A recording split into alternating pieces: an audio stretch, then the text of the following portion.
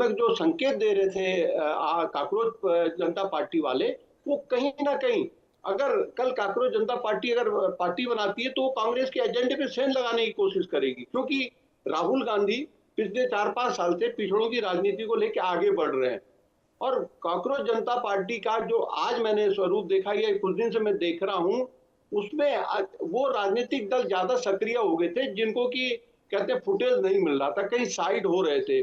उनको एक उम्मीद जगी कि कांग्रेस जनता पार्टी अगर बीजेपी को कमजोर कर सकती है या प्रधानमंत्री मोदी को हिला सकती है, तो एक उम्मीद की किरण जग रही थी, क्या पता अब आने वाले टाइम पे कहीं कोई मौका मिल जाए।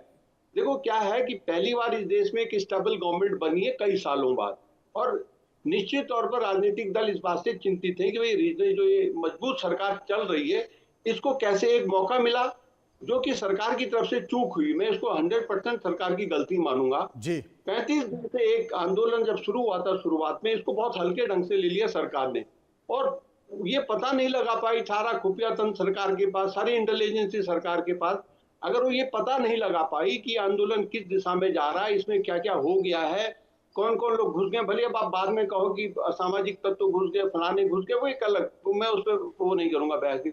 लेकिन ये जिम्मेदारी देखिए, सरकार आपकी, दिल्ली में सरकार आपकी, कई राज्यों में सरकार आपकी, केंद्र में आपकी सरकार, अगर आप ये पता नहीं लगा पा रहे हैं कि आंदोलन में कौन लोग घुस आए हैं, कहां से आ गए, अपराधी आ गए, तमाम लोग आ गए, तो जिम्मेदारी इंटेलिजेंस किसके पास है?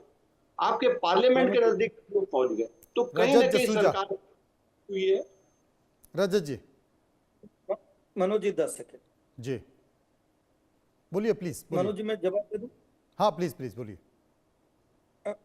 मनोज जी देखिए, निश्चित तौर पे आज हमारे पुलिस कमिश्नर के द्वारा भी एक कॉन्फ्रेंस करके आने का कार्य किया गया कि बहुत सारे ऐसे फेक न्यूज बनाए जाते थे कि ये वांगचुक जी ने बोला, वो नहीं बोले थे, आई जनरेटेड था।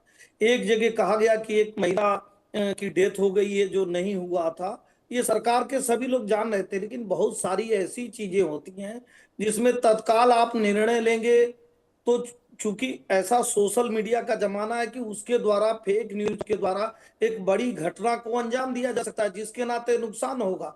और तीसरी बात अभी आपने कहा, आज भी हमारे राष्ट्रीय अध्यक्ष जी ने कहा, भारतीय जनता पार्टी के सभी लोगों ने कहा, और मैं भी आप जिम्मेदारी से आपके चैनल पर कह रहा हूं कि आदरणीय धर्मेंद्र प्रधान जी हमेशा से राष्ट्र हित के लिए कार्य करते रहते हैं, देश हित के लिए कार्य करते हैं, छात्रों के हित के लिए कार्य करते हैं, और उन्होंने कभी नहीं चाहा। मैं कह रहा हूं कि अगर किसी की भी, आप सुनिए, यूजीसी बहुत सारी जवाबदेही जिम्मेदारी थी।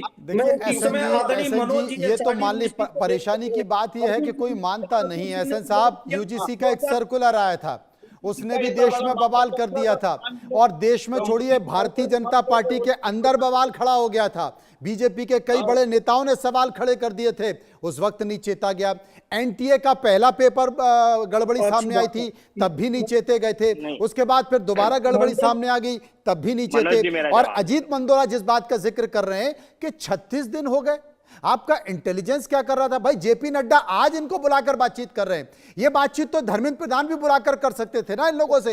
इन लोगों को बुलाते, अपने यहाँ चाय पिलाते और बोलते कि आप बताइए कि क्या करना चाहिए, चलिए हम मिलकर एक कमेटी बना देते हैं, आप अध्ययन कीजिए, कोई रास्ता निकालने की कोशिश करते हैं। लेकिन सबसे बड़ा सवाल ये संवादहीनता सबसे बड़ा सवाल है। संवाद हो ही नहीं पा रहा, कोई सुनने को तैयार ही नहीं। हर कोई चर्चा ये कर रहा है कि भाई इस सरकार में इस्तीफे थोड़ी होते हैं, और आज अभिजीत दीपकर ने कह भी दिया। कौन कहता था कि सरकार में इस्तीफे नहीं होते हैं?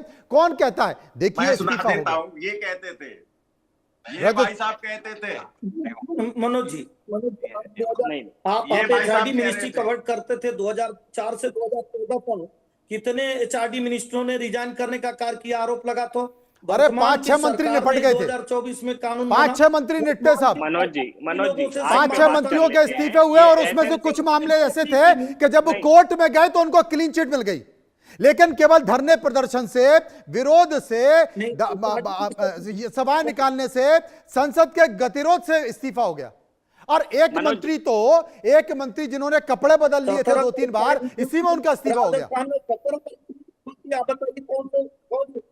17 परीक्षाएं लीक हुई थी राजस्थान में, बताई मुख्यमंत्री ने रिजाइन दिया था कि वहां के शिक्षा मंत्री ने दिया? वो भी जिम्मेदार है, उस समय के वो भी, एचआरडी मिनिस्टर इसमें जब तो आप सब 2014 जिम्मेदार हैं। में कर रहे थे, तब जिन दिया जिन था राज्यों कि में पेपर लीक हो रहे हैं, जिन जिन राज्यों में ऐसा हो रहा है, चाहे वो कांग्रेस की सरकार हो, बीजेपी की सरकार हो, अन्य दल की सरकार हो, सब जिम्मेदार हैं। और अब इस घटना के बाद सबको सचेत रहना पड़ेगा, एक दूसरे के ऊपर आरोप प्रत्यारोप न करें। रजत, मनोज जी देखिए, बहुत महत्वपूर्ण बात है। 2024 की ये बात कर रहे थे, मैं तो 2021 की बात करता हूं, जिस साल धर्मेंद्र प्रधान एजुकेशन मिनिस्टर बने, अरे यार बीच में क्यों बोलते हो? एक तो झूठ बोलते हो प्रियंका गांधी जी के नाम से, उसके बाद भी मैं सहिष्णु हो के आपकी बात को बोलने का मौका दे रहा हूं, तो फिर मेरे बीच में बोल रहे हो। भारतीय जनता पार्टी इस डिबेट को खराब करने का वो मत करे। चुप हो जाइए। एक बार सत्यनारायण जी, ये 2021 की बात क्या कर रहे थे वो तो सुन लेते हैं। हाँ, क्या हुआ 2021 में? 2021 में धर्मेंद्र प्रधान जिस साल एजुकेशन मिनिस्टर बने, उसी साल नीट का पेपर लीक हो गया। बात करते हो यार इतिहास की। एसएन सिंह जी चुप हो जाइए, थोड़ी देर सुनने का बाद। अरे मेरे को एक बात बताइए, उस कौन जिम्मेदारी लेगा